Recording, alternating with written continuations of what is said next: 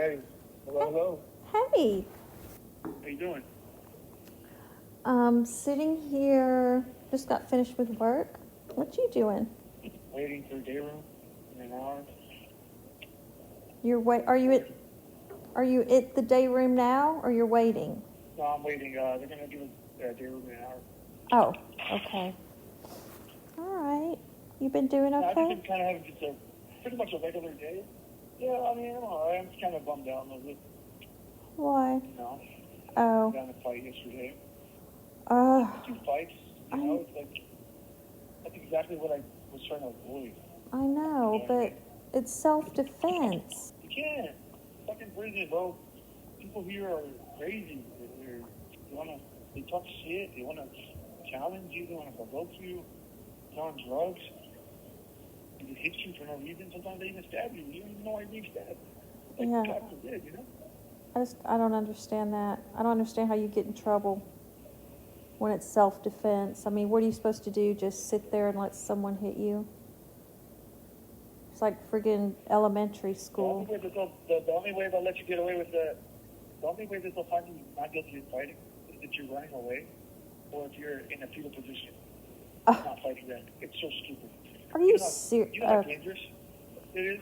Yeah, well, you're just vulnerable you know how then. dangerous it is to let somebody attack you? Yeah. Yeah, that's crazy. You'd be totally defenseless then. That's bullshit. Yeah.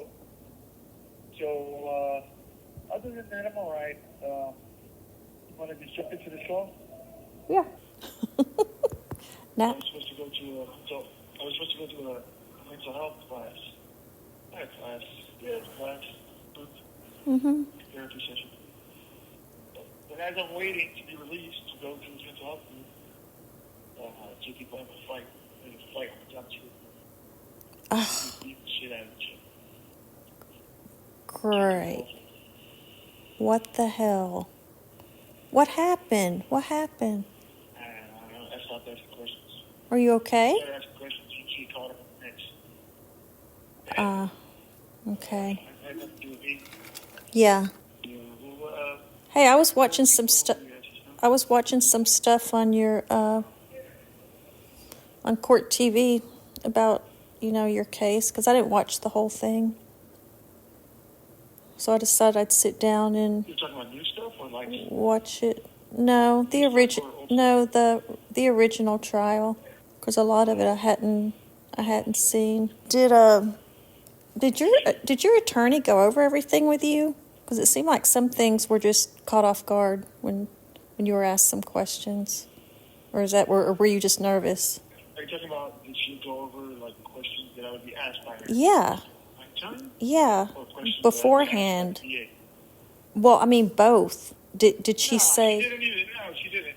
Well, no, the DA. There's no way she's even gonna know what is gonna be asked. But through her experience, though, she could have known some things that were going to be asked. Of course, she kind of basically like kind of warned me like what to expect, but she didn't prepare me for anything. That really, it was just a mess. But as far as the questions she was gonna ask me, yeah, we didn't go through that. She didn't break that down for me. I mean, and to be honest, I feel like she spent way too much time. I mean, my first time on the stand was after 2.5 weeks of hearing, the defendant did this. The defendant's supposed to do that. Mr. Boulevard did this. Mr. Boulevard did that. Mr. Boulevard did this. Mr. Boulevard. You know, if I were in the jury, I'd probably want to just think to myself, like, well, can we just hear what fucking Mr. Boulevard has to say? You know what I mean? Uh-huh. So, by the time I got on the stand, I felt like my attorney was taking way too long, focusing on my childhood trauma. You know, it's not that it didn't affect me. It did affect me. Mm-hmm. You know, and it did play a huge part of why I struggled to fit in society and as an adult. But I just felt that we lost the jury by the end of the first day. Yeah. We haven't even gotten to. It just took way too long. Yeah. I remember there was one point where there was a little break. We took a little break, and I looked to my right at the jury, None of them are staring at me. None of them are taking notes. They're just staring at the ground. And I'm like, oh, God. That's not what they were doing this whole trial. They were taking so much notes that they had to keep asking the deputy, hey, sir, can I please get a new notebook? I ran out of space. Even the judge was like, okay, guys, I have to tell you, this is the most note-taking I've ever seen in any trial. So they were listening. They were taking notes. But when I got on the stand, they stopped caring. They weren't taking notes. I wonder why. So that freaked me out. Were you told why? Like maybe why they did that? I'm not told, but I'm pretty good at putting two and two together. Because by the 2.5 weeks, every single day in a court, I'm listening to some guy say this terrible story. This guy did this horrible stuff. This guy tested that horrible stuff. You know what I mean? Being badgered and bludgeoned with domestic violence evidence. You know what I mean? Instead of evidence of premeditation, which they couldn't prove. You know? I mean, at one point I was wondering if it was edited because it seemed like there was just so much left out. It was weird. No, I think, to be honest, by the time I took the stand, they're just over the damn trial. They want to go home, they're sick of it. They don't care. It was so obvious. They already made their decision. Note-taking, they only took a day of deliberation. I mean, geez. I mean, that tells you loud and clear. Yeah. But look, bottom line is, I can't get mad at them. I can only be mad at myself because I never wanted to be in this situation. I never wanted to be in this situation. I wanted to be happy. I wanted to be married. I wanted to have children. I wanted to be pursuing my dreams, living my dreams, enjoying my life with my wife. I never wanted to hurt people. I never wanted to hurt people's families. I wanted to make life better. That's why I chose to do comedy. I mean, everybody has their own stress. You know? Everybody has their own daily lives. And I just wanted my videos to be that part of their day where they can just forget about everything that's stressful and you be happy, you know? Sure. And I'm so embarrassed that this is where it came down to. I don't know if you'd say you're embarrassed. I mean, a tragedy isn't going to be something you're going to be embarrassed about. No, I'm embarrassed of this whole situation. I'm embarrassed that the whole thing is humiliating. Of course, it's tragic. Of course, it's embarrassing. I mean, I'm not talking about myself specifically. I'm talking about just the whole thing. Of course. I can't believe that this is what it came down to. You know what I mean? That's never what I wanted. And I still have a hard time coming to terms with that. Is there anything you wish you would have said on trial that you didn't say? Yeah, I mean, I wanted to explain. I wanted to give context. And that's the thing. It's like every question that the prosecutor asked me, they wanted me to either say yes or no, and that's it. But here's the problem. When you ask somebody a specific question, there's, you know, and it's a bad question. And what if I have to say yes because it did happen, but you want to give context. You don't want to just leave it at yes. They just want to leave it at yes. So yeah. I noticed that.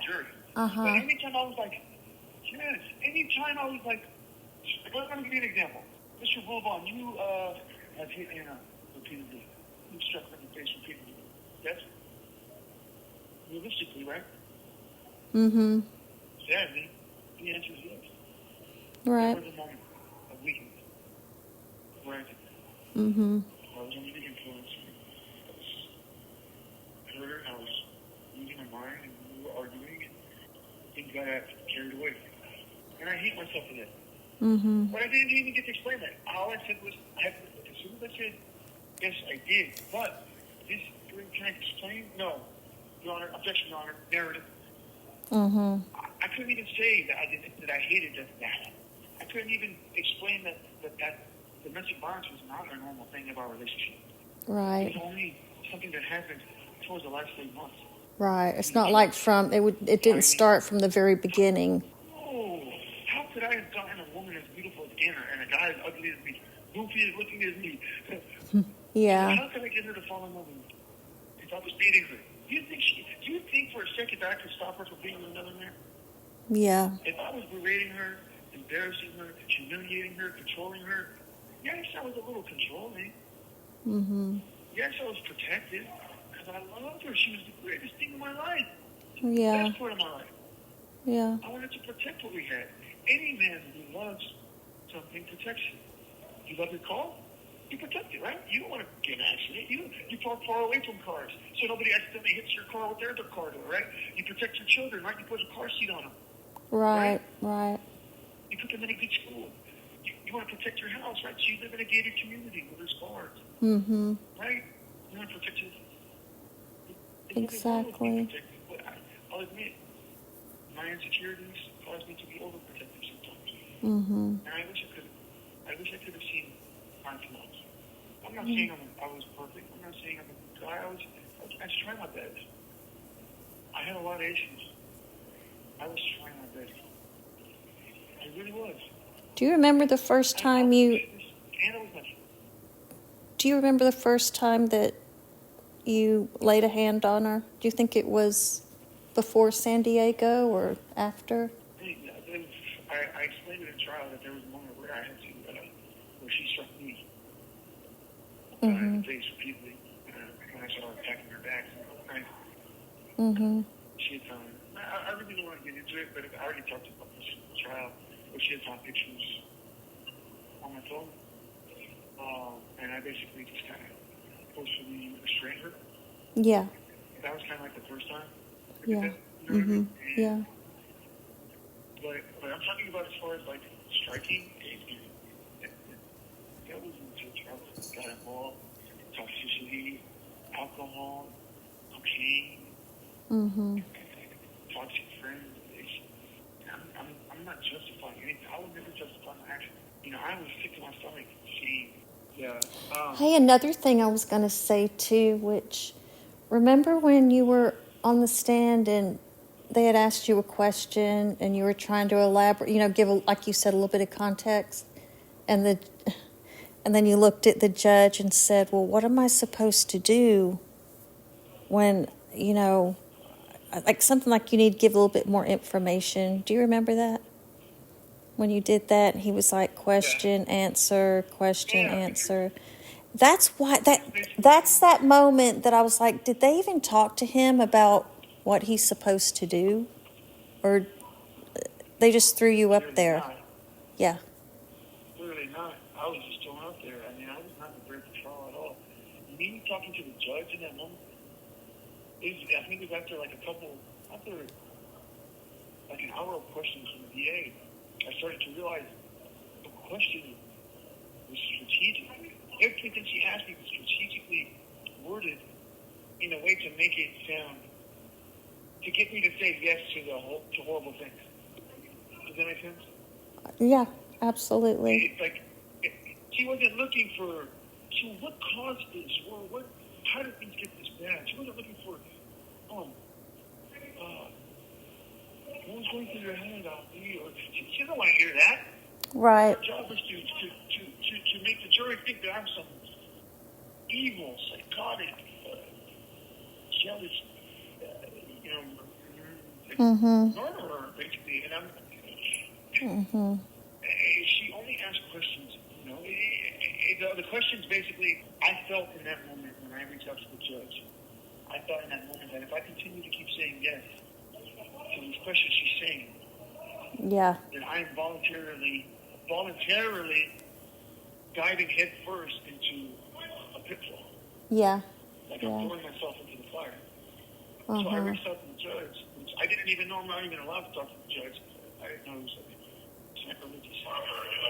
Yeah. What am I supposed to do here? Right. What am I supposed to do here when everything she's asking me is strategically worded so that it just sounds horrible, but there's more to it. But you didn't know. First of all, you're not supposed. He goes, well, first of all, you're not supposed to talk to me. But second, this is how it goes: question, answer. question, answer. Yeah. I'm like, well, what about me having this? I've been waiting 3 years, Your Honor. I've Right. been waiting 3 years in jail, hearing all these crazy narratives that the media is making, that people online are making, that everybody's saying, this has happened. I've been waiting 2 years to explain. Yeah. I wasn't trying to defend myself. I was just trying to explain what was really going on. Mm-hmm. Yeah. Only I know what was going on. That's frustrating. Only I know what's going on, not my lawyer. Exactly. Not the DA, not the judge, not the jury, not the news, not the documentaries. Nobody knows what's going on in my life, in my marriage. Yep. What was going on behind closed doors. Yep. I'm the only one that had the truth.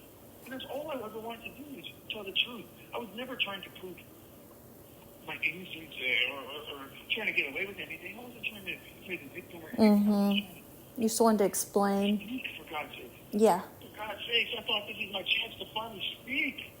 Yeah. Because it wasn't. All I was allowed to do was either say yes or no. That's it. And that to me is like a trap. Yeah. We should go through Now, the trial. Let me give you an example. If I was a prosecutor, right, and I'm telling you, you took 5 cookies out of the cookie jar, did you not? And you can only answer yes or no. So what would you say? You'd say yes, right? Right. Right. Uh-huh. Wouldn't it be better for the jury to know that? But the reason why I took the 5 cookies is because my family is struggling and we don't have anything to eat, and I was just trying to. Exactly. Context changes everything. Exactly. So now you look like a foolish thief, a merciless thief. Now you look like someone who has empathy, compassion, someone who's weak or who has the ability to make mistakes. You know what I mean? They don't want to hear it. But you know what? The evidence speaks for itself.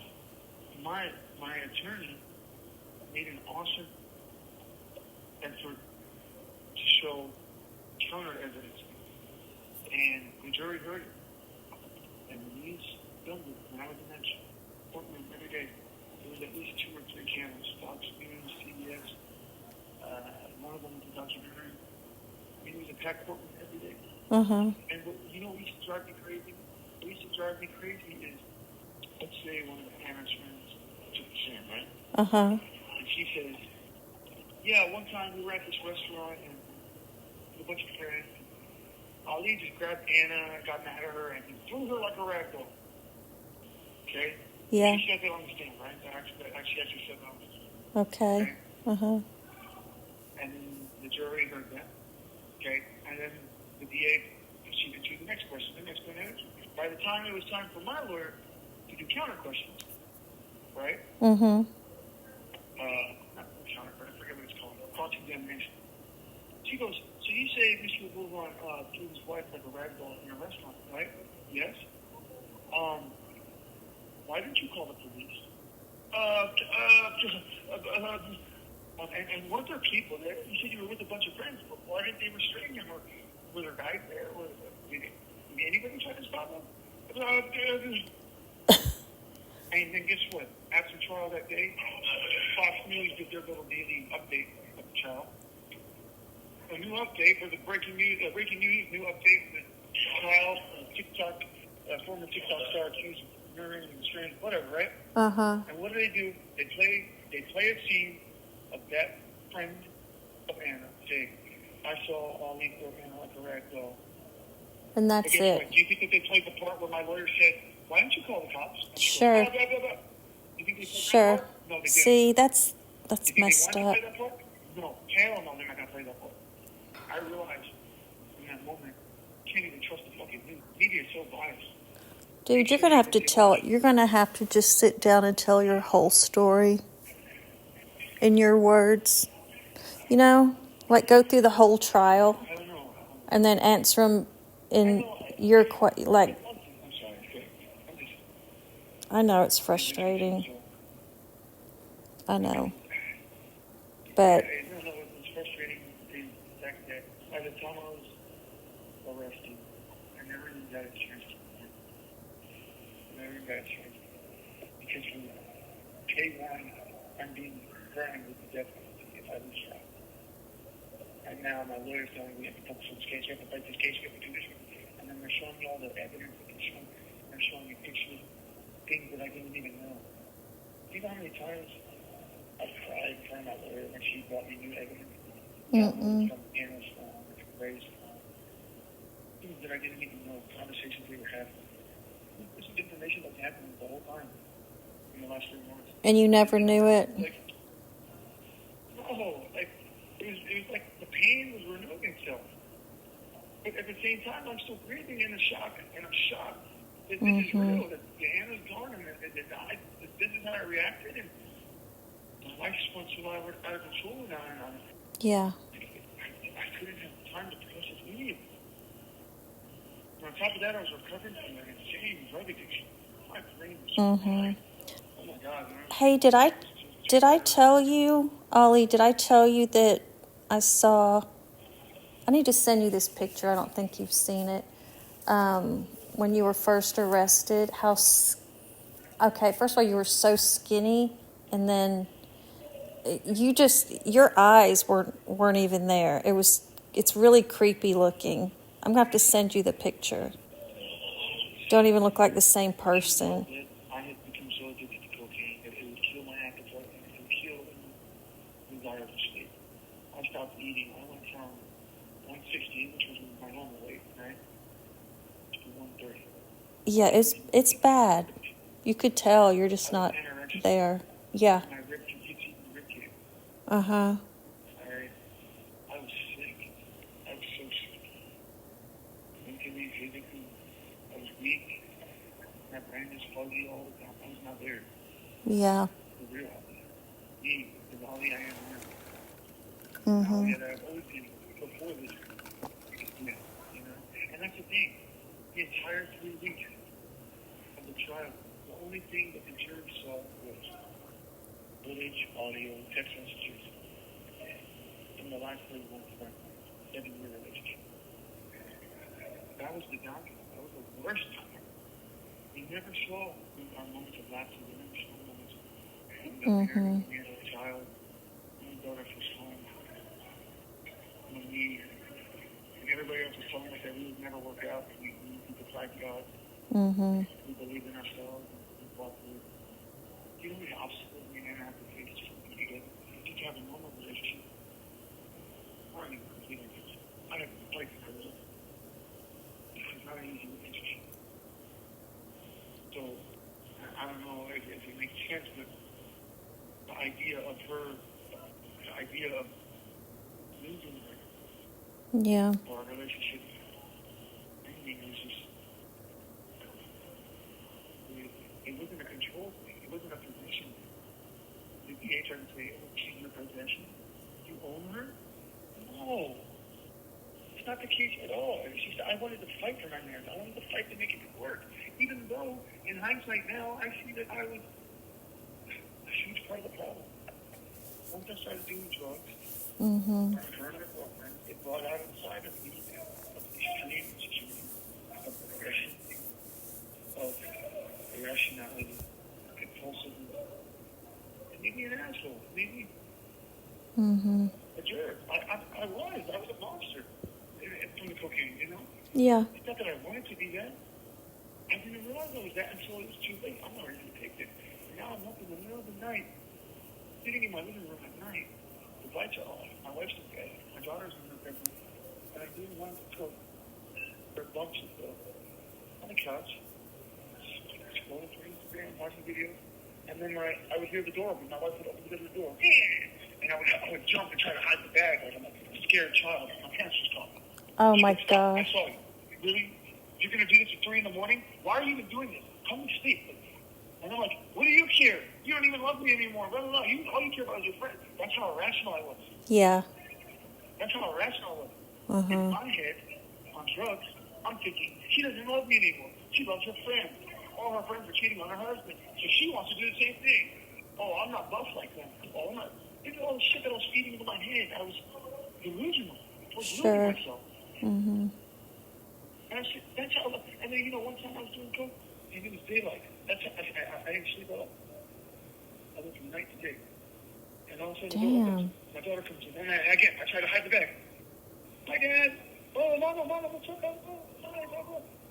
Do you know how stupid and sad and pathetic I felt hiding drugs?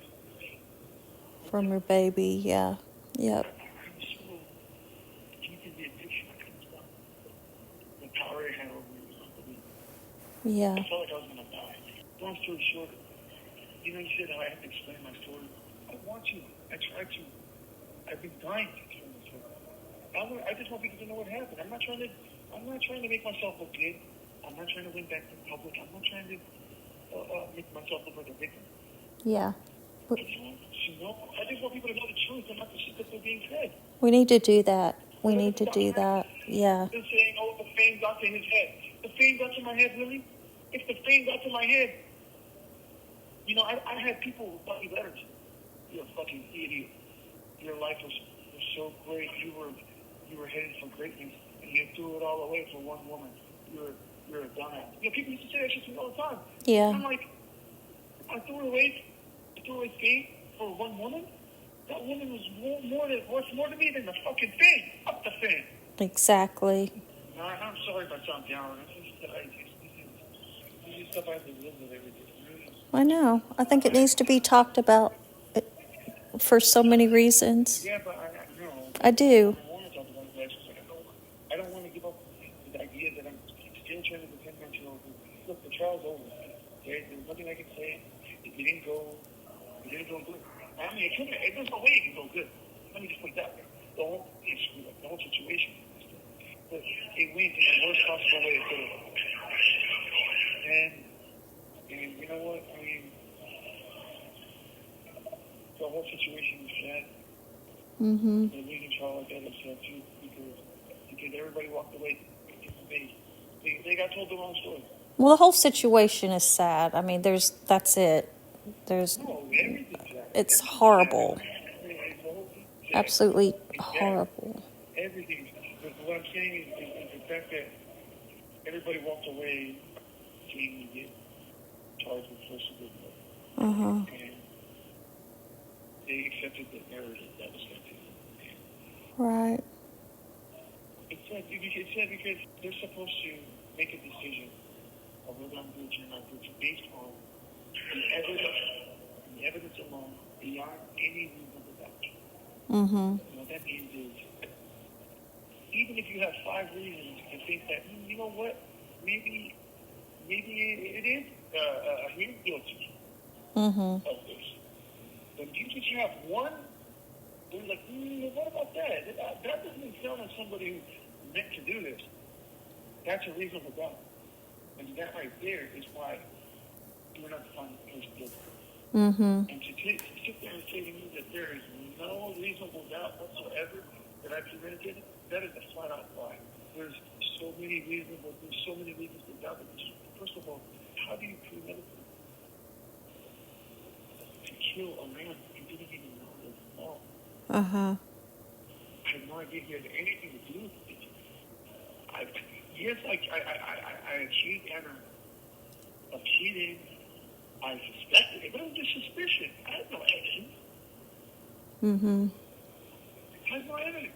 The moment I walked into the apartment is the moment that I found out, yes, she is cheating on me. And who is it? Oh, it's him. Oh, gosh, yeah. And at that point, I was so destroyed. I was so beaten down and broken as a human being, mentally, physically. I was so filled with cocaine. I know, you already weren't in a good mental state. And I was already so amped up with adrenaline from the fact that I thought I was going to walk in and find my wife having sex with another man, which was the only thing I was trying to prevent. I didn't consider it kill me, buddy. That's ridiculous. The only thing I wanted to do, I wanted my wife back. I wanted to work things out with my wife. Was it not till after the trial and everything, or was it during the trial that you found out she was actually cheating? Like sleeping with him? Say it again. Did you find out after the trial or during the trial that she had actually been sleeping with him? No, I actually found it before the trial. So what happens is when you're in county jail, pending a trial, right? Mm-hmm. There's this thing called discovery. Mm. Discovery is anything that the prosecutor or police gather as evidence. Mm-hmm. Okay? By law, I'm required to have access to all of it. Why? Because I need to know what they're going to use against me. Mm-hmm. Right? So I had over 1,400 pages. In a span of 3 years of being waiting for my trial, I had over 1,400 pages of discovery. It was at that point I had gained access to text messages and Okay. between her and Okay. that was information that I never had access to before. Whew. I bet that was rough. Oh my God! I even remember the first day that they had said, "I don't want to talk about fraud." Mm. It was the night when I went to Miami. It was the night I went to Miami to go meet the actor from Scarface. I begged my wife. I said, Anna, we've been working towards this for so long. Now I'm getting recognized by the guy who's doing it. I said, Manny, he's inviting me to Miami. Please come with me. Maybe we need to get away from San Diego for a little bit. We can rekindle our love. I said, Mm-hmm. she said, maybe I'll think about it. And hours later, I said, Lily, please, let me know, can I buy you a ticket? She goes, no, I have plans. I remember that her plans that night was her and Julia to go hang out with Ray and another one of his friends. Okay. And then they go out into the house. And then we went into bed. And that fucking just hearing how he, because there was messages where he messaged his friend on Facebook, that a friend named us. And the whole time, I guess he's like going over to Jim. I guess his friend knew who I was. I was going to say that. Mm-hmm. He goes, "Are you going to JinnKid's house?" He said, "Yeah, LOL." To be with his wife. He goes, "Damn, send me a pic." Okay, hold on. I'm going to try to take a video. He says, "You should dress up like Scarface." They're mocking. They're mocking. He's basically plotting. See, Stop. the thing is, Anna probably thought in her heart that Ray liked her. You know, Ray could have potentially been a new partner. Ray was using her. Uh-huh. She was nothing more than a booty call. She sent a picture of Anna to his friend Rob, and he goes, his friend goes, yeah, she's hot. And look at her tits. And then Ray goes, yeah, they're fake, LOL. And she's a co-kid. And plus, I like my women with a little more ass. Ollie, stop. I didn't know this. How did you feel when Anna was my fucking world? Anna was my fucking world. She was perfect to me. And here she was, entertaining a guy who thought that she wasn't good enough. Oh my God, I didn't know You know how much this. that fucking hurts me? I went to my cell that day. My neighbors. God. They're like, yo, Ali, you good? Ali, you good? What's up, fool? Talk to me, fool. It's like the pain was over and over and over. I could dagger him. Re-entering my heart again. Wow. He was using her the whole time. And what hurt me is, Anna would be like, hey, I just dropped off my daughter. Can I come hang out tonight? No, with my friend. I said, can I hang out with you? Probably not tonight. I had a long day. He was brushing her off. Like she was nobody. Holy crap. And she never She had a knew. man who was crazy about her. She never knew this. She was entertaining. Wow. That's rough. We got to get into all of this. We really do. I never knew that. I didn't know that. Look. Let me be crystal clear. Let me be crystal clear. I am not trying to make Ray look bad. I'm not trying to make Anna look bad. I'm not trying to make myself look good. What I'm telling you, It's just the what I'm telling you facts. is things that the prosecutor did not allow in the courtroom. These Mm-hmm. evidence. This is evidence that they were having an affair. That we were not split up. We were not split up. And we said, we were split up. That, oh, he was just a friend. No, he was not a friend. She was literally, she was like, hey, can I come over tonight? Yeah, but there's, my roommates are here. can you put a hoodie on your head so they don't see when you walk in? She had to hide herself and sneak into his house just to go to his bedroom. What? Are you kidding me? All this was in text She was messages? my twin. Oh my God. Yes. And none of this was allowed. And then there was a point where Ray said, hey, she goes, hey. He says, what's going to happen if Ali finds out? And she says, don't worry, he won't. Does that sound like somebody who thinks that he's sleeping around with a single woman? Wow. No. That's somebody who knows he's sleeping with somebody's wife. Exactly. And a wife who knows she's not supposed to be sleeping around with somebody else. I know. Again, evidence is not allowed in the courtroom. Why? Because it makes them look bad. Oh, excuse me. I don't understand how that's not allowed. When it was right, it's not speculation because it's right there. I know I'm getting worked up. I know you are, but I forgive Anna. It was my behavior that drove her to that. You know what I mean? Now I can't sit here and say, honestly, I don't know how she could have gone to that extreme with Ray. She knew how I felt about him. And I don't know. Had it been any other man, I don't know how it would look. I don't know. I can't say. You know what I'm saying? But the point I'm saying is, for her to keep it to that extreme, I don't know. I can't say anything, but I forget. And you know what? I'm not. Ray was being a guy. Okay, when you have a beautiful woman reaching out to you, throwing herself to you, I don't blame him for feeding into it. You know what I mean? yeah. And that's the sad part because what hurts me is that I never wanted to hurt him. I never, I guess I didn't bond with him. Yes, I knew he had feelings for Anna, and I didn't feel comfortable around him. You knew that, yeah. I mean, I never wanted to hurt him. But the point is, he wasn't the one who took Anna from me. Anna was the one who gave herself to him. And in hindsight, as a man, she set him up for failure. And that's so sad to me because I never knew Ray had anything to do with this. So to sit here and say I premeditated to kill him is absolutely stupid. It's so dumb. Yeah. It's so dumb. It makes no sense. Makes no sense. And it's just, I don't understand. Well, you didn't know he was the one in the apartment. Any guy would do. You didn't know he was in the You didn't know he was in the apartment. No, I mean, all I heard was the woman's voice. It could have been a security guard helping her move her stuff. It could have been a police officer.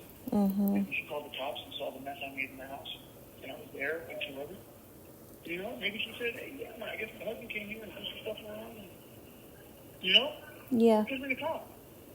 And you know what my attorney did that infuriated me? One of the witnesses we were supposed to bring to this family on my behalf was a friend of mine named Sandy. Why? Because I opened up to him about how bad my life was gone. How I'm married. That I'm miserable in San Diego and I have nobody. I'm in my apartment, cold and alone, and I don't know where my life is from days on end. I think she's cheating on me, and I'm losing my mind. You know what he said to me? Get out of San Diego. Come to my house. You stay with me as long as you can. And we're going to focus on your career, your social media.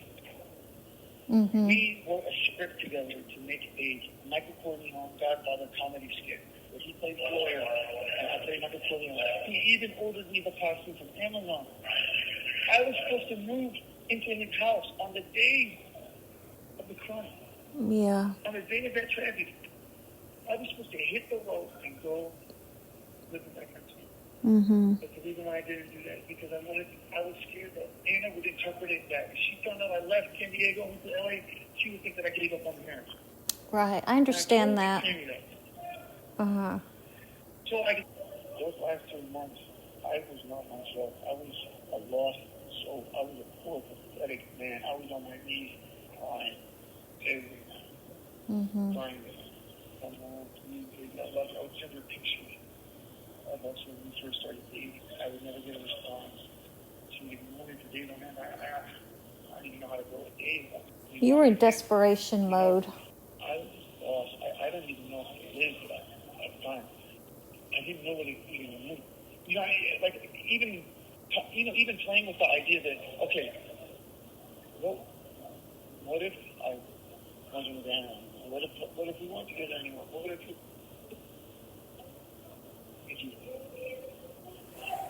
nothing sounded good. Nothing sounded exciting. I had friends who told me, fuck it, man. She's gonna realize one day she made a big mistake, dude. Just go do you, focus on your career. You can meet any woman. I don't want to do that. I don't want any woman, bro. Mm-hmm. I want the woman that I'm married to, that I love, that I want to spend the rest of my life with. And you know what's crazy? I've talked to a lot of people about this. And I had a person say, what's so fucking... Did we look at Ollie? I don't even know what to say, but he's saying the idea of her sleeping with another man is just the worst thing to you. He's like, what's so bad if she's sleeping with another man? I don't understand. I'm like, what do you mean you don't understand? Like, how do you not understand? Oh, yeah. How can you not understand that? Uh-huh. Yes, I know she's been with other people before, but that's before me. That's right. To me, that never happened. But once it's us, first of all, it's not just sex. It's not just sex. When you have, when a woman has sex with another man, allowing another man,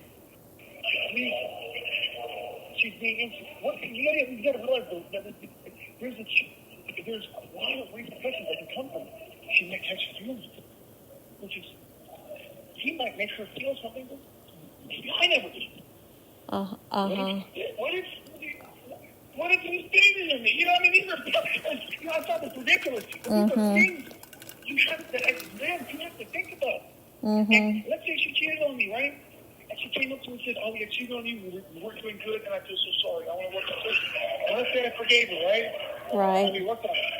I guarantee you, Nikki, our life would never be, our sex life would never be the same. Because every time we have sex, I would think in the back of my mind. Of course. She's thinking about you. Of course. That's normal. That's normal, I'm Ollie. telling you right now, I don't know if it's normal, but that's what I was going through. That's normal. It's not just sex.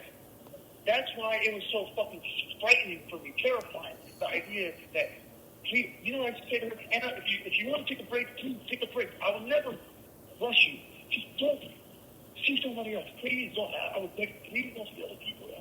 Please don't make that mistake. Don't let another man have the luxury of experiencing the beauty that, you know what I mean? Sure. And like, I don't know, it sounds stupid. Like, no, it doesn't. That does not sound stupid.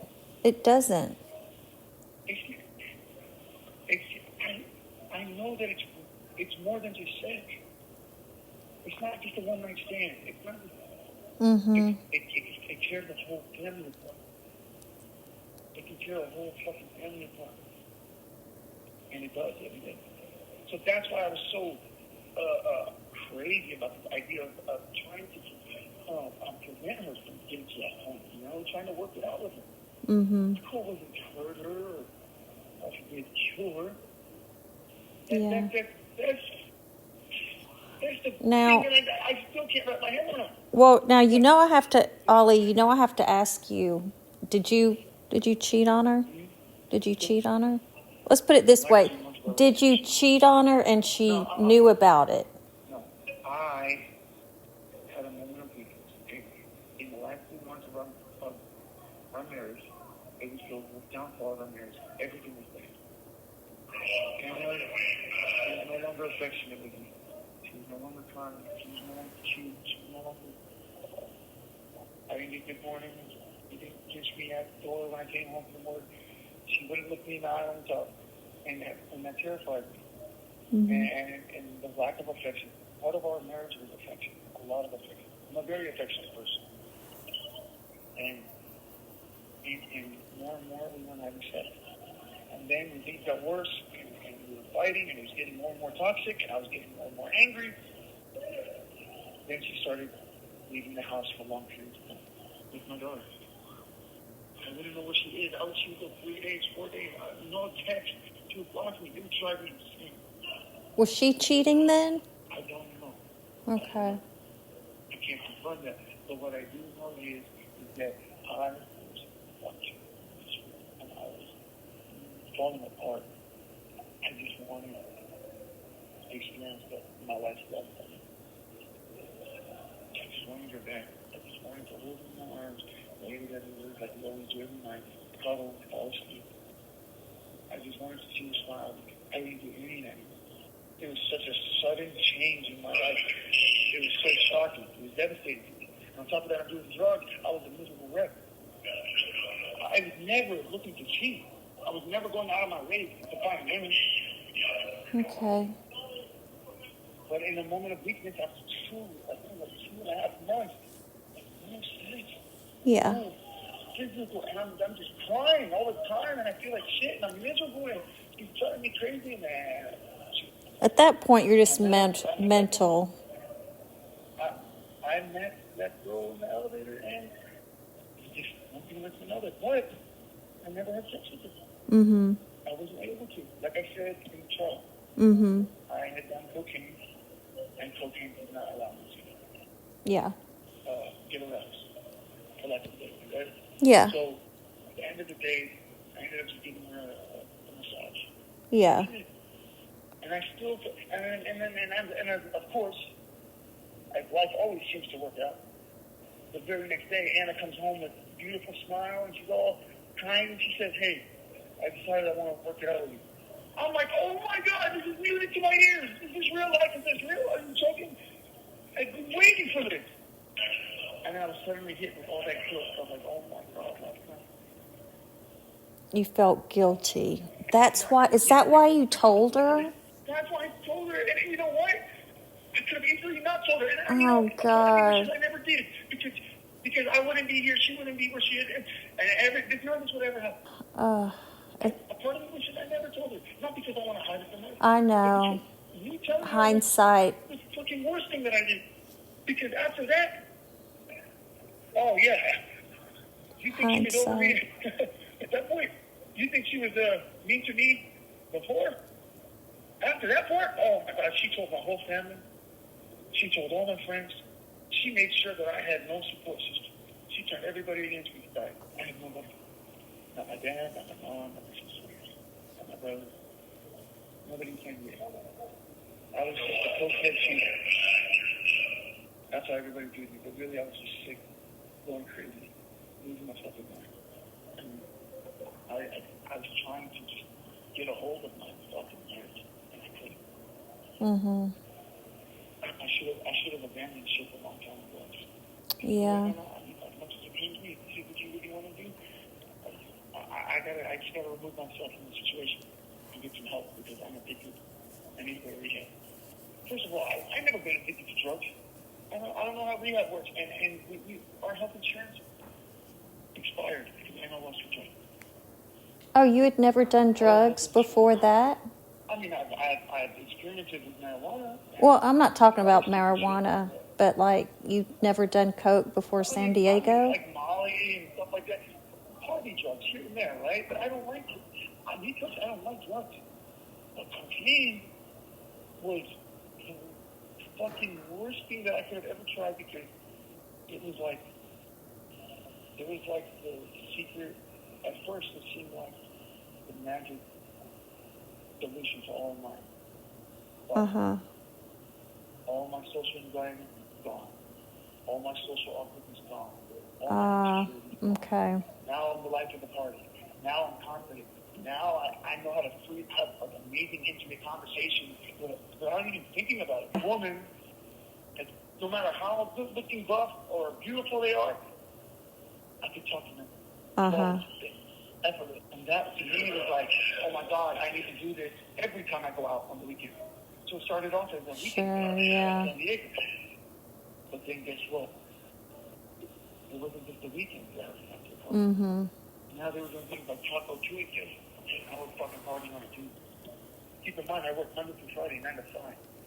All right, and then as soon as I get home, we're already getting ready to call the babysitter, get ready, and then get ready to go out to the club or the club. Why? Because that's the only way I can hang out in my life. Okay. Instead of me being a party pooper because it's not my scene, her friends were not typically the type of people that I wanted to hang out with. You know, there was nothing that I had in common with them. So visibly, they could see that I was. You had to go just to be. You had to go just to hang out with her. That was me wanting to hang out with my wife. I don't want to go to no damn club. I've been in clubs since I was fucking 18. Yeah. Yeah. I'm 29 for that thing. I've been to bars. I don't even like drinking like that. Uh-huh. None of that stuff impresses me. You know what impresses me? Hanging out with my wife, having a glass of wine on the couch, knowing my daughter is taking time in bed. Yeah. Looking at each other, laughing, talking about how our day went, showing each other funny videos themselves up the day, watching a movie, cuddling on the couch, sharing a blanket. It was me and Anna. When it was just me, Anna, and you, that's the side that nobody saw. You know, and I never saw that stupid documentary, that deep documentary, but I had a buddy of mine play some part of it. And I think they said something along the lines of this happy couple that they portrayed was like a illusion. But really, I mean, it cuts to a scene of me and Anna with our clothes scattered all over the floor and screaming at each other. It's like, dude, you're talking about drugs, us on drugs, fighting and screaming, alcohol. And this has been going on for months. You're playing a clip of that, showcasing that as our everyday life. Of course. And then you took your good, kind-hearted, pure-hearted moment where we're actually in love, which really is our life. You just painted the opposite picture. And you know what? That's what sells, unfortunately. And you know what? You want to know why I lost track? They found me guilty of first degree murder. Not because of this food that I premeditated to prove Anna and really without a reasonable doubt. They couldn't prove that. The DA couldn't prove that, and she knew. And that's why she spent the entire 3 weeks of the trial focusing on her domestic violence. She did. Yep, she sure did. It was a homicide case. Her job was to show evidence that this was a planned, coordinated, intentional act. She was not able to do that. So what did she do? She had a strategy. Her strategy was to get the jury to spend 3 weeks showing them the worst things that they could ever imagine about me, to get them to absolutely be disgusted with me as a human being. That by the time the moment came where it says, is he guilty of first degree murder? No doubt in my mind, they never even opened their notebooks. They all looked at each other and probably said something along the lines of, well, fuck this guy. What are you going to say? Look, you want to find him guilty? Yep, I'm down. Let's get out of here. Yeah. It had to be that way.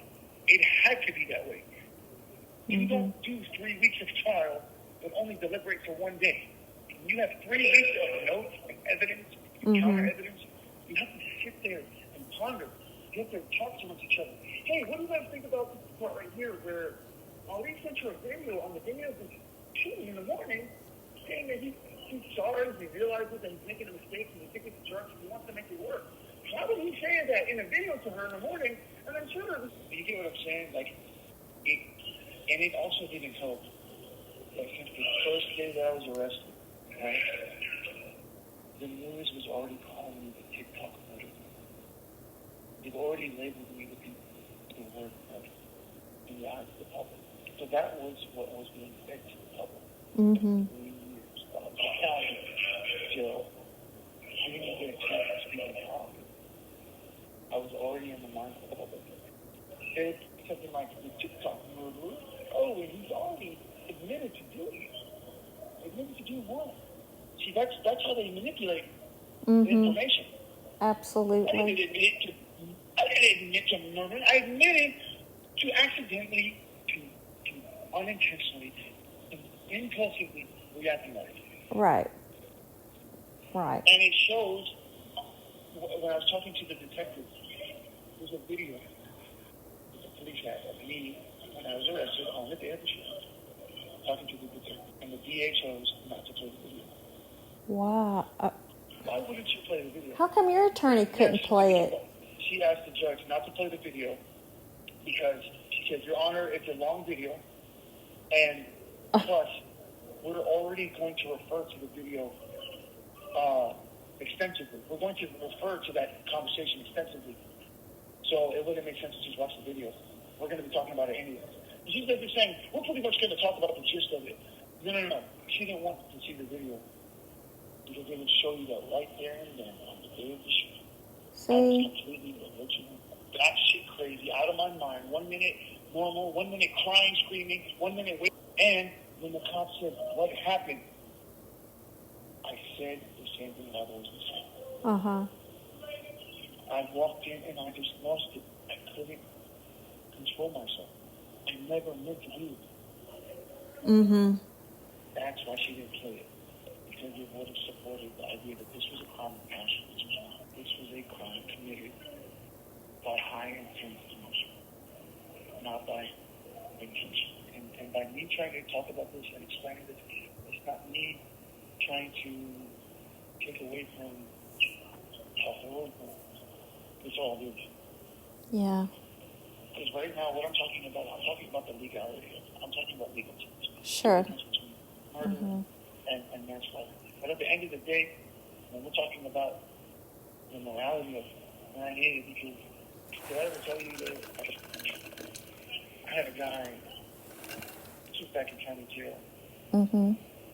One of the guys who just moved into the block that I was in, he's like, hey man, you that TikTok guy, right? And I'm like, yeah. He's like, yeah, man, I heard some shit about that on the news, man. That's crazy, man, that's crazy. He's like, you miss her? I said, every single day. He's like, you still love her? I can tell. Of course I love her, man. And then I started telling him, I'm like, that's my wife, that's my wife.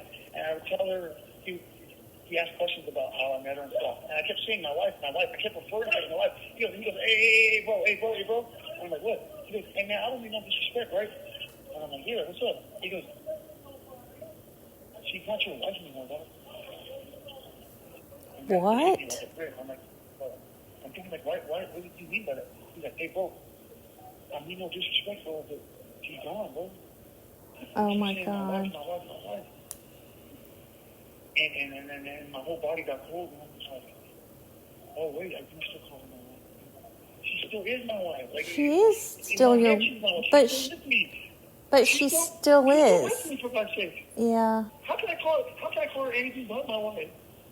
Well, like I say, my ex-wife, God forbid, I'd rather fucking slit my wrist and call her ex-wife. Uh-huh. I mean, I get what he's saying. He's trying to say, basically, for your own well-being, you need to just, like, kind of like, I don't know. I get what he's saying. He's trying to get, like, basically trying to help me accept the fact that she's not with me, right? Yeah, but I don't agree with him in that. I don't either. I don't agree with it. She always been my wife. Of course. I married her, and this is not just for paperwork. It wasn't for a visa. It was because I loved her, and I wanted to spend the rest of my life with her. Yeah. And I loved her, and I knew that she was the one for me. I didn't want anybody else. Uh-huh. And the fact that I can't see her anymore, I can't talk to her anymore, I can't even apologize to her. Yeah. It drives me crazy every day. Mm-hmm. You've apologized a lot.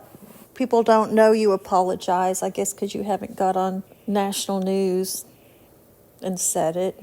But I apologized after I apologized in the courtroom when I did my apology statement. Mm-hmm. I apologized to the family. I apologized to Hannah's family, which I consider my family. Yeah. I even said nice things about Ray. I said, I wish I could have met Ray and known him the way you all do. Mm-hmm. Because after seeing each and every one of you, meaning his family, show up to court every single day in support of him, I have no doubt in my mind that Ray was a good person. Yeah.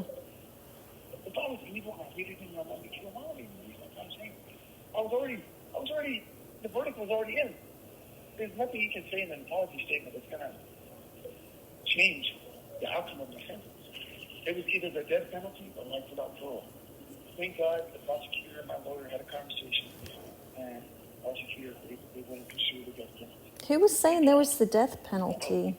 Who was saying there was a death? I didn't think the death penalty existed in California. It still exists, but it's on hold. Oh. It's still for death, but they're not performing executions. You understand? Oh, okay. Yeah. But still, you know. So, wow. you know, people, you know, I don't know. I'm not here to say, this is the bottom line, okay? You know, Nikki, we were talking about this earlier. I'm going to bring it up again. I was punched in the face yesterday by a Mm-hmm. man who heard about it. Yeah. He found out that I was a TikTok guy and from San Diego. He's from San Diego. I'm sitting at a table playing poker with my buddies, and this guy walks up to me, and immediately his manager's off. He sits right next to me and says, "We need to have a talk." And I look at him and I say, "For what?" He says, "You want to do it right here? Or you want to walk away?" And I immediately, like my defense mechanism is already triggering. You know, my alarm is internal alarm is like, Yeah. second shot. And his eyes are well raised. I said, "We'll talk right here, man. I'm sitting at the poker table. What's up, man?" He goes, "Well, wrong. I'm kidding you." He said that right there on the table in front of everything. I had no idea in a million years that this man was going to say something. What the hell? I know. First of all, he's referring to something very, very personal to me.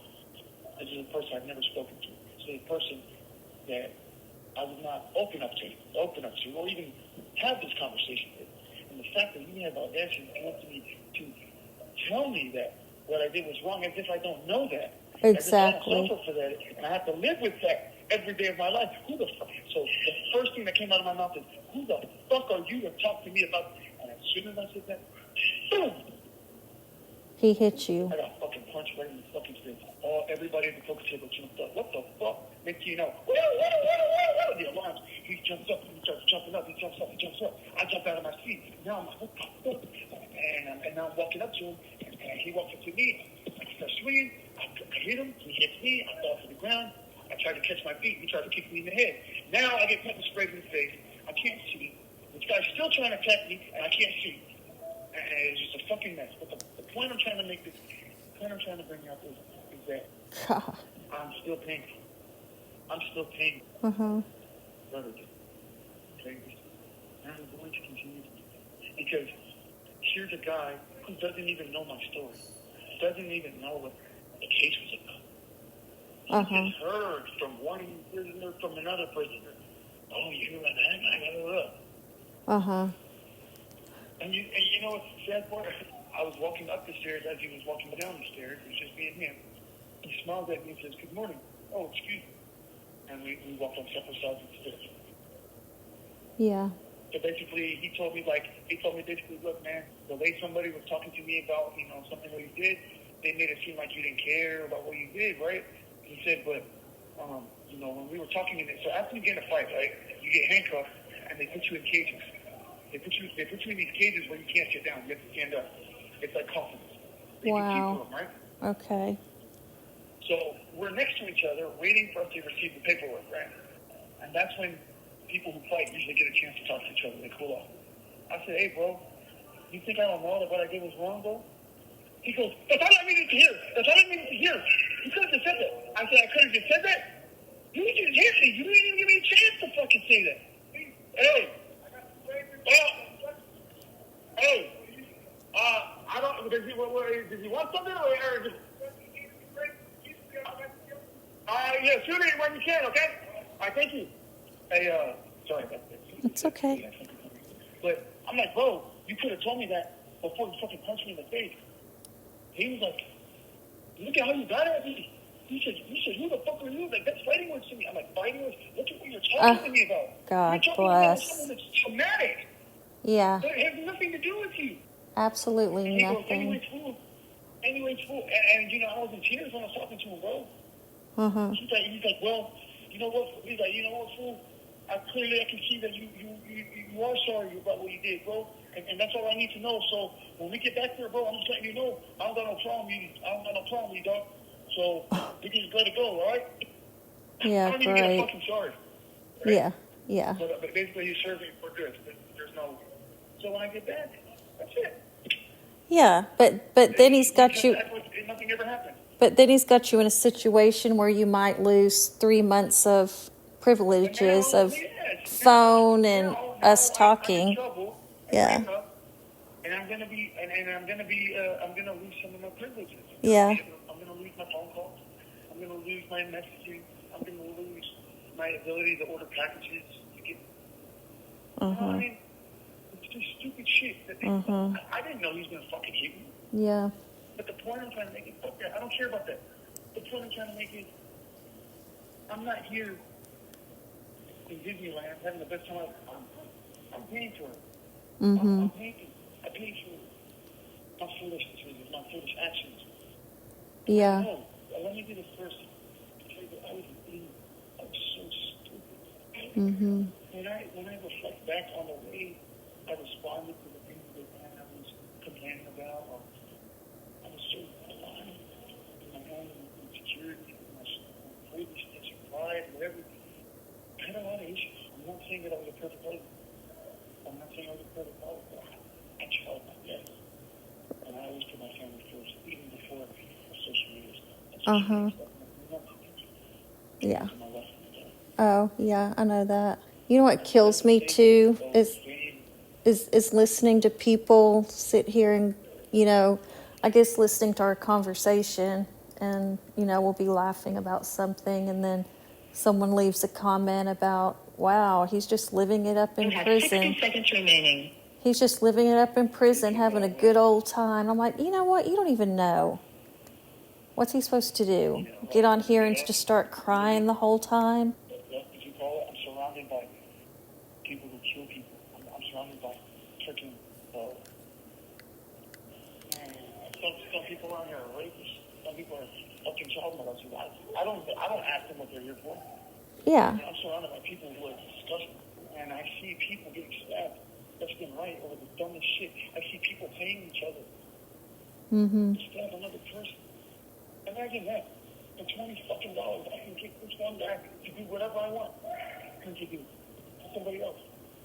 Yeah. You think that doesn't scare me to know that somebody could do that to me? Sure.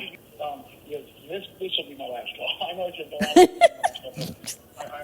I want to make 2 more points, okay? Okay. So, the bottom line is no matter what the story is, no matter what the truth is, no matter what happens, let it be known from my own lips.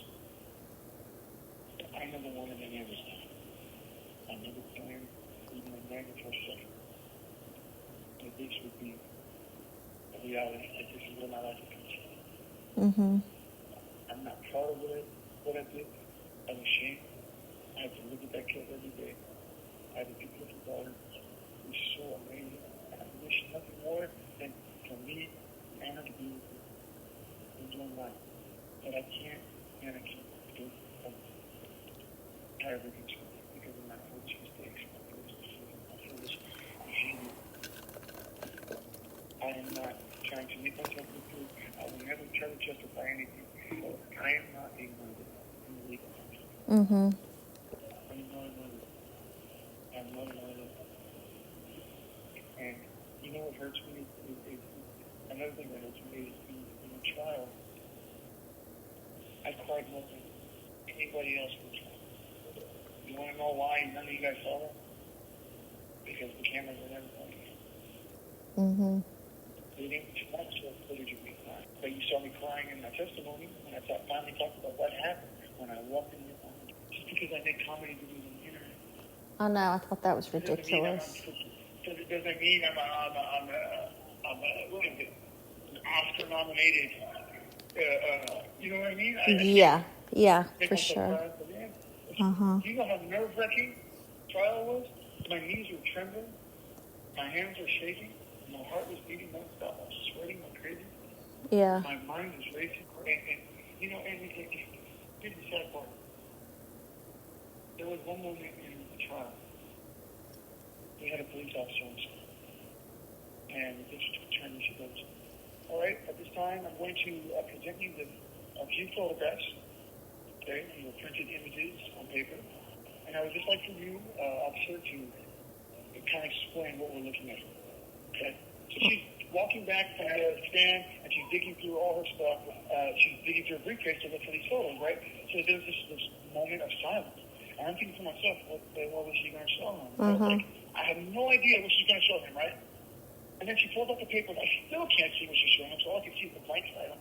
She walks up to him. She hands him the photo. He's looking at it. I don't know what he's seeing, right? Uh-huh. And then he hands it back to her, and he goes, oh, she flips it. He goes, in the first picture, she flips the photograph, and it's this huge, blown-up image of me dressed up as Tony Montana from my videos, making this ugly face. Now keep in mind, that was the first time I saw myself as Tony Montana in one of my videos in over 3 years. Mm-hmm. I completely did not expect that at all. I laughed. I honestly, I laughed. I just what? Oh, I know which one you're talking about. That's, oh, God. Yeah. And I didn't even mean nothing by it. I just laughed because I was like, oh my God. Out of all the things that she could have shown, I never expected it to be me from a Scarface. Like, I was like, man, look how funny that goofy that was. When I went home that day, I called my friend. I said, hey, what are they talking about on the news? He said, hey, they said, breaking news, here's an update on the double murder case of former TikTok star Ali Boulevard, and what appears to be him laughing in the courtroom. Yep. They showed a clip of me laughing. They're still saying that. As if I was laughing at the fucking situation. Exactly. Exactly. Yep. The media knew why I was laughing. They had it on camera. They knew I was laughing at the photo. Uh-huh. But that's not what they showed. Yep. And now, that's why I got punched in the fucking nose. Yep. Yesterday. And the guy thought I didn't have remorse. Wow. Yep. But all you have to do is talk to me for fucking less than 5 minutes. And you'll quickly realize I'm not what the fuck you're saying. I never threw ran around like a fucking ragdoll. I never told her how to dress. First of all, she taught me how to dress. I was a nerd. But the way she dressed was gorgeous. Amazing. She was everything I wish I could be. Yeah. You know, I felt like I wasn't good enough for Anna. I just felt like I wasn't good enough for Anna. I felt like she was so more cooler than me, so much more socially experienced. People just drew her. I never had that. Mm-hmm. So I lied in her shadow. Uh-huh. She wasn't living in my shadow. That's what they say. Oh, there was a comment from one of the documentaries. He wanted Anna to be the center. He wanted to be the center of Anna's universe. Meaning, I have to be what her whole world revolves on. Right. Do you know how much bullshit there is? Mm-hmm. You know, their life revolves around making sure she's happy. Mm-hmm. You know they're going to make stuff up. I'm the one that goes to work Monday to Friday, 9 to 5, in San Diego that we just moved to. While I see videos on Instagram, story posts of my wife and my daughter and her friends and her kids on this beautiful, gorgeous beach. They're all drinking margaritas, having the time of their life. And what am I doing? I'm sitting in an office full of 50-year-old men in a database. Nobody's talking. Right. Miserable for 8 hours. Right. I need to pay the bills to continue to have this life. And all I want to do is just hang out with my wife, hang out with my daughter, and be there. Yeah. So by the time 5 o'clock comes, I would race to go home so I can hang out with my wife. When I get there, she already has the whole night planned. Hey, babe, okay, so the babysitter's coming in like 45 minutes. Go get dressed, take a shower, blah, blah, blah. We're going to this. Julia, this. Oh, babe, cool. All right, fine. Yeah, it's cool. Yeah. Of course I'm going to go. I want to hang out with my wife. Sure. But it wasn't just girls. It was guys hanging out, too. Mm-hmm. Oh. And her friends started manipulating me. And the guys that were hanging out there were the guys that... Oh, wait. Wait, it wasn't their husbands? No, their husbands are at home. Oh, okay.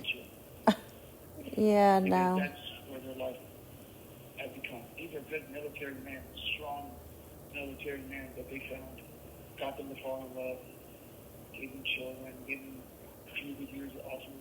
And then it's like the babies, you know? They pull away some of the love, they pull away some of the justice, they pull away some of the affection, and then it just slowly breaks you down. And the guys is just alcohol. Uh-huh. There's nothing to look forward to. And it's sad because I knew these guys when they open up. And now they're not here that their wife doesn't even speak in the same bed. Wow. They're still married, they're still good together. And she's out partying. And you definitely didn't want that. So of course that makes me feel uncomfortable. Of course. And it made me feel like, well, wait a minute. is this what's going to happen with me and my life? Exactly. You know, so that freaked me out. Of course it did. They would say shit. Oh my God, and her friends were fucking manipulative. Ali, you need to trust Anna. What do you mean I need to trust Anna? What are you talking about? You need to let her hang out with us without you. What do you mean without me? See, this is not just a girls' night out. We're all at the club. There's 5 dudes here. We're all hanging out. Why are you telling me to leave? Oh, they didn't want you there. Because their husbands weren't there. They were trying to turn me into their husbands. Yes. That's why I was so furious. Because I was like, Anna, I know what you're doing. I know. You think I'm stupid, but I see it. Like yes, I was angry because I felt like it was just me, Anna, and a man. That was our genius. That was our team. You know what, Ollie? That's why people were saying that, like, well, she couldn't even go out with her friends. Okay, well, it's because... Bullshit. She was out all day, every day. Uh-huh. I was at work. She has her own car. See, there's a lot people don't know. She would go to the best lunch. She would go to the park to take the kids. With her friends. She would go to the gym with Julia. She would go to dinner. They would have Korean barbecue. And this is all without me. Mm-hmm. You see what I'm saying? Yeah. The only thing I could do is, if I want to hang out with my wife, I have to follow what they're doing. Of course. Of course. This is how I knew. This is how I knew I was starting to lose. And I started to kind of have those conversations with her where I would express my feelings that I feel like she's not paying attention to me, that I feel like she's losing affection, that I feel like her friends are bad influence. Mm-hmm. This is me trying to control her. This is me trying to talk to her as a husband. How we always talk about things. Every problem we ever had in our relationship, we got through it through communication and understanding. But then I suddenly realized that communication and understanding was no longer there. And I would say things like this. Oh, Ollie, you're stupid. The way you think is stupid. This is normal. This is how everybody acts here. Yeah, right. Complains about this stuff. You're just jealous of my new happiness. That's what she started saying to me. Why would I be jealous of your new happiness? This is supposed to be our happiness. I brought you here to San Diego for us. Uh-huh. Why would I be jealous? I'm just telling you that I feel like I'm losing you. I feel like I'm getting put on the shelf. Anyway, let me do that. I don't want to talk. You know what? But the bottom line is, I'm sorry to everybody out there that I rejected. I'm sorry for those who believe in me. I'm sorry for those who gave me a chance to see where I could take my talents and they supported me. I'm sorry to Anna's family, to Ray's family. I'm sorry to my family. I never meant to hurt the family. It was never my intention. Mm-hmm. And I'm sorry.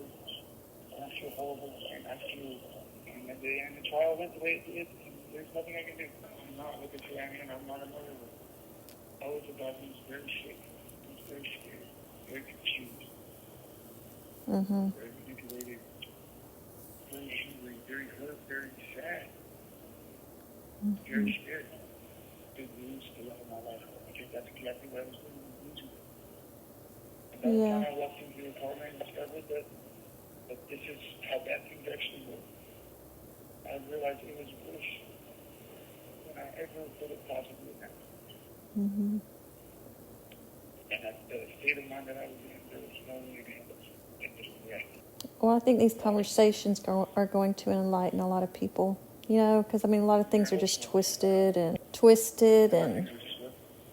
maybe we can, hey, what do you think about, hey, Ollie, what do you think about, like, a question and answer thing sometime? Would you be interested in that? Yeah, I'm open to that. Thank you very much for these questions in the comments. Yeah. I'll have somebody go check it out to keep track of them, and I'll talk about it in the next episode. Yeah. Nikki, I just want to say thank you so much for being there for me for the last 9 months as a friend. Always. Someone I can open up to. For those of you who think that you're just using me or you're trying to get close, we never asked you for a single thing to do. And there was times where in my weakness, I was pretty nasty to you, or I gave you an attitude. I tried to push you away. And you stayed. You could have left. You could have lost. You stayed.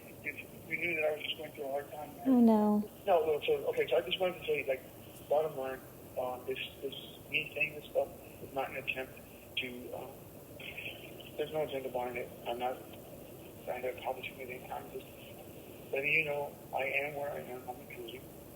I'm where I need to be. I mean, I know. I will never deny something bad. I hope that at least now people can see that led to believe about things is not all. Mm-hmm. It's out there. Okay? It's just one-sided.